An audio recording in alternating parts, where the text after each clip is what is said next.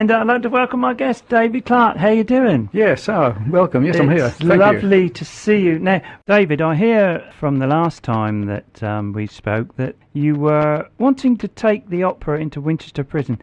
Can you tell me about this and how's it going? Yes, I can. And recently I paid a visit to the governor of H&P Aylesbury, a young person's prison, where my brother Michael and I spent time. This was with a view to tell our story as a punk rock opera to prison inmates. Now, in principle, we have an agreement to perform this opera next year in the prison to 2 showings, to 2 separate lots of 100 inmates at a time in their gymnasium. Also, Winchester Prison has been in the news last year with some bad reports. And I feel we could be of assistance in the changes for the better that need to take place. And I thought a different approach in the process of rehabilitation might help. So I wrote to the governor with a proposal. I also shared our proposal with Caroline Dinage, MP for Gosport, Mark Hoban, MP for Fareham, and both of them were enthusiastic in supporting this project. Caroline said she wanted to be the first to attend at the performance, and Mark Hoban wrote immediately to David Rogers, the new governor at Winchester Prison, with our request. I've also had word from Steve Bryan, MP for Winchester, offering his support, and David Lidington, the MP for Aylesbury, wrote to the governor of Aylesbury Prison in support of our proposition. That sounds really good, and you got support from anyone else? I have, yes. My book has been sent to over 30 prison chaplains. And the new edition has been specially written for prison inmates, and it takes into account the criticisms that were made for the first draft of the book. And as a result, over 250 copies have been sent to 20 prisons in the UK this past December. Oh, and by the way, Prince Charles has written to thank me for the copy that I sent him and for keeping him informed of the work that we're doing with the punk rock opera and our desire to help prison inmates. I've also had a request for over 400 copies from prison inmates from various prisons, including H&P Belmarsh, H&P Parkhurst, H&P Manchester and Risley and others. And we intend to provide these copies free of charge to inmates, so we're looking for some means of funding that project. David, I hear from the last time that we spoke that there's been some interesting developments on the project. Well, yes, there has, yes.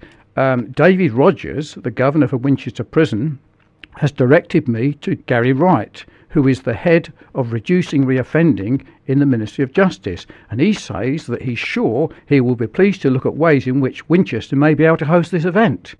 Not only that, but Steve Bryan, the MP for Winchester, has contacted me, offering any support that we need.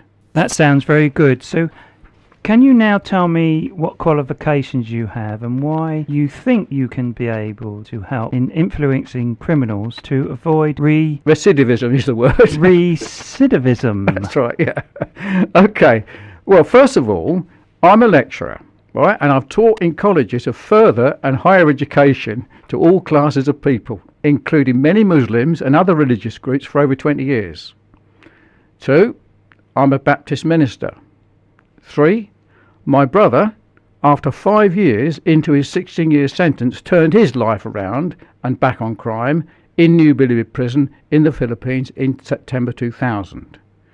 3, this prompted me to publish my first book, and after that, Michael and I did extensive work with many former convicted criminals in the jails of the Philippines with significant success. We have written about this in our book, Trojan Warriors. 4, we created and formed the first ever teacher training college in the world within a maximum security prison, that's New Bilibid Prison, in 2002. This was to train and help in the process of rehabilitation of former convicted notorious criminals. 5, we sent and supported our first graduate, we called him a Trojan Warrior, back to his own city. His name's William Pollock, C. Pollock, a former killer who served 14 years for killing a policeman during a gun run-in and where he got his leg blown off. He now has only one leg. He's just one inmate of many in New Bilibid Prison who we helped. Now, our incorporation, Trojan Horse International, sent him back home to his city in Baguio, and he's worked in Baguio City jails, Benguet provincial jails for several years and have founded 2 churches and a theological school in Baguio City since 2002. Now 6. My brother and I are qualified convicted criminals, and we've turned our lives around. And a tongue-in-cheek note to this, Dave Courtney, who you may know or may not, signs his name with the title OBE. Right, we can both say we have a title like that, but we call it QBE, which means qualified by experience, which very few in the correction industry have. So we've worn the T-shirt, we've done the bird, and we know what we're talking about. Now, the last one is, I shared my story recently in HMP Lewis and to over 50 inmates, and even one of the inmates wrote to me and has offered me some good ideas to help others in the prison. Well, that sounds very encouraging. I understand that you had some more recent encouragement as well, David. Well, yes, but let me say at this stage, I wanted to say that my brother actually died in the jail in New Billing Prison in 2005 before our vision of helping many came to fruition. However, I've shared recently what we're doing to those prison chaplains I've already mentioned, and they're over 30, and already I've had emails of encouragement from prison chaplains, including David Weller, HMP Oakwood, who says he's certainly interested in bringing our punk rock opera into Oakwood. Also, Elizabeth Stockholm, HMP South Yorkshire, has also asked for if our opera is going on tour, and of course it is, and she'd like to get the chance to get clearance to get the opera performed in her prison too. So it looks good, and so we got some support. Well, that sounds very promising. I feel sure this project will be successful and a real help in helping others turn their lives around in crime prevention.